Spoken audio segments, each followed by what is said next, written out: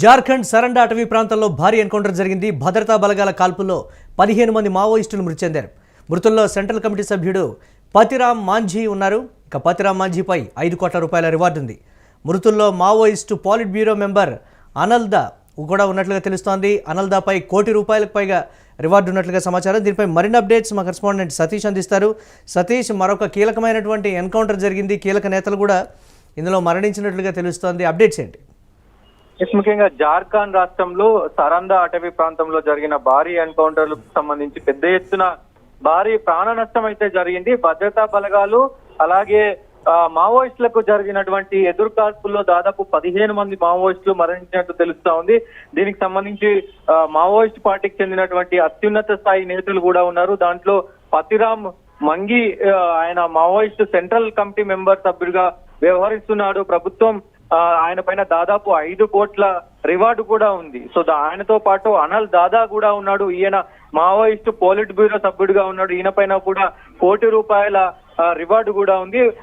దీనికి సంబంధించి మావోయిస్టులు ఇప్పటి వరకు అంటే ఛత్తీస్గఢ్ కావచ్చు, ఇటు ఆంధ్ర కావచ్చు, ఇటు తెలంగాణ కావచ్చు, అదే మధ్యప్రదేశ్ అలాగే మహారాష్ట్ర ఈ బార్డర్ లో కాకుండా ఇప్పుడు జార్ఖండ్ లో కూడా అక్కడ నుంచి ఇక్కడ పెద్ద ఎత్తున కార్యకలాపాలు నిర్వహిస్తున్నారనే సమాచారంతో పెద్ద ఎత్తున కూబింగ్ నిర్వహించిన పరిస్థితి అయితే ఉంది. కూబింగ్ లో పెద్ద ఎత్తున మావోయిస్టులు అక్కడ ఎదురు దాడి చేయడంతో ఈ ప్రాణ నష్టం కూడా జరుగుతుంది. పోలీసులు దీన్ని కట్టుదిట్టంగా చూస్తా ఉన్నారు. ఇప్పటికే ఇంకా ఏదైతే అక్కడ జరుగుతున్న ఈ అటవీ ప్రాంతం ఏదైతే ఉందో, ఈ సారంద అటవీ ప్రాంతం ఏదైతే ఉందో ఆ అటవీ ప్రాంతంలో ఇంకా కూడా ఇప్పుడు కాల్పులు విరమణ జరిగినప్పటికీ కూడా ఇక్కడక్కడ మావోయిస్టులు ఉన్నారు, నక్సలిస్టులు ఉన్నారు అనేది గుర్తించారు. సో మళ్ళీ కూడా ఆపరేషన్ అనేది నడుస్తా ఉంది. ముఖ్యంగా కూబింగ్ అయితే నడుస్తా ఉంది. మొత్తం సర్చ్ చేస్తా ఉన్నారు. ఎంతమంది మావోయిస్టులు ఉన్నారు, ఎంతమంది ఇంకా ఎక్కడెక్కడ ఉన్నారు మొత్తం కూడా వెతుకుతున్నారు. ఇప్పటికే ఒకవైపు ఈ బాంబులకు సంబంధించి ఏదైతే పెద్ద ఎత్తున స్థావరాలు ఉన్నాయో ఆ స్థావరాలను కూడా వెతికి పట్టుకునే ప్రయత్నం చేస్తా ఉన్నారు. వీటిపైన దాదాపు చూడొచ్చు 5-6 కోట్లు అంటే వీళ్ళు ఎంత కీలక వ్యక్తులో అర్థమవుతోంది. ఇంకా అంటే ఇప్పుడున్న పరిస్థితుల్లో ఇది పెద్ద దెబ్బ అనుకోవచ్చు, మావోయిస్టులకి పెద్ద ఎత్తున ఎదురు దెబ్బ అనుకోవచ్చు. ఎస్, డెడ్ లైన్ లోపల జరుగుతున్నటువంటి ఈ ఎన్కౌంటర్లు కావచ్చు, లేకపోతే ఇతరత్ర దీనికి సంబంధించి విమర్శలు అయితే వస్తున్నాయి. ప్రజా సంఘాలు కూడా తీవ్రమైనటువంటి ఆగ్రహం వ్యక్తం చేస్తుంది కదా. డెడ్ లైన్లు ముగిసే లోపు మీరు ఎన్కౌంటర్లు అనేది ఆపండి అనేటువంటి మాట, లేదంటే ప్రాణాలతో పట్టుకోండి వారిని అని కూడా చెప్తున్నటువంటి పరిస్థితి ఉంది కదా సతీష్, దీన్ని ఎలా చూడాలంటారు? అంటే ముఖ్యంగా అక్కడ ప్రస్తుతం కూబింగ్ అనేది వాళ్ళు జార్ఖండ్ లో వీళ్ళు ఇక్కడ నుంచి ఛత్తీస్గఢ్ నుంచి జార్ఖండ్ కొంతమంది పెద్ద నేతలంతా కూడా అక్కడికి షిఫ్ట్ అయ్యారు. అక్కడ కూడా అంటే మావోయిస్టు కార్యకలాపాలు నిర్వహిస్తున్నారు. ఒక దాడికి పాల్పడ్డారు. ఆ దాడిలో తీవ్రంగా కొంతమందిని ఇబ్బంది పెట్టే వ్యవహారాలన్నీ కూడా నడిపిస్తున్నారని, సో దానికి సంబంధించే పూర్తి సమాచారం ఇంటెలిజెన్స్ ఉన్నటువంటి సమాచారంతో సో అక్కడికి వెళ్లి పెద్ద ఎత్తున కూబింగ్ నిర్వహించారు. సో ఆ కూబింగ్ లో కూడా ఈ ప్రాణ నష్టం జరిగినట్టు తెలుస్తా ఉంది. ఏదేమైనప్పటికీ ఏదైతే పోలీసులు కూడా ఒకవైపు ఒక క్లారిటీ చెప్తున్నారు మురళి. ముఖ్యంగా డెడ్ లైన్ అనేది మేము పెట్టుకున్న డెడ్ లైన్.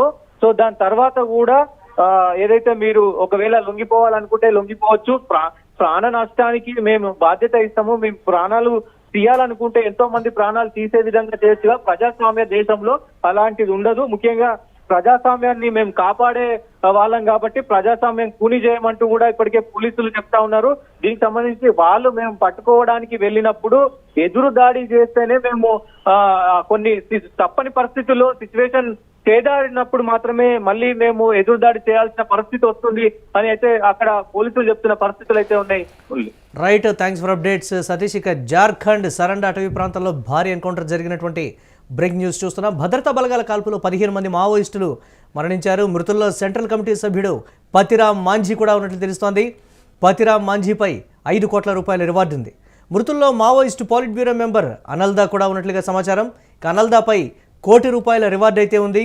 డెడ్ లైన్ మార్చి 31 వరకు ఉన్నటువంటి నేపథ్యంలో ఈ లోపల జరుగుతున్నటువంటి ఎన్కౌంటర్లకు సంబంధించి ప్రజా సంఘాలు అయితే ఆగ్రహం వ్యక్తం చేస్తున్నటువంటి పరిస్థితి. ఈ ఎన్కౌంటర్లని ఫేక్ ఎన్కౌంటర్ల కింద కొట్టిపారేస్తూ ఉన్నటువంటి పరిస్థితి. తీవ్ర విమర్శలు వ్యక్తమవుతున్నటువంటి నేపథ్యంలో పోలీసులు ఇస్తున్నటువంటి క్లారిటీ. కేంద్రం దీనికి సంబంధించి చెప్తున్నటువంటిది ఒకటే మాట, మేము కూంబింగ్ చేస్తున్నప్పుడు మాకు తారసపడినటువంటి పరిస్థితులు వారు మా మీద కాల్పులు జరిపితేనే తిరిగి మేము కాల్పులు జరిపాము తప్ప ఇతరత్ర ఏది కాదనేటువంటి మాట. కానీ ఏదేమైనప్పటికీ కూడా మార్చి 31 వరకు కూడా డెడ్లైన్ ఉంది కాబట్టి ఈ డెడ్లైన్ లోపల ఎటువంటి ఎన్కౌంటర్లకు పాల్పడవద్దని ప్రభుత్వాన్ని కోరుతున్నటువంటి పరిస్థితి ఉంది ప్రజా సంఘాలు.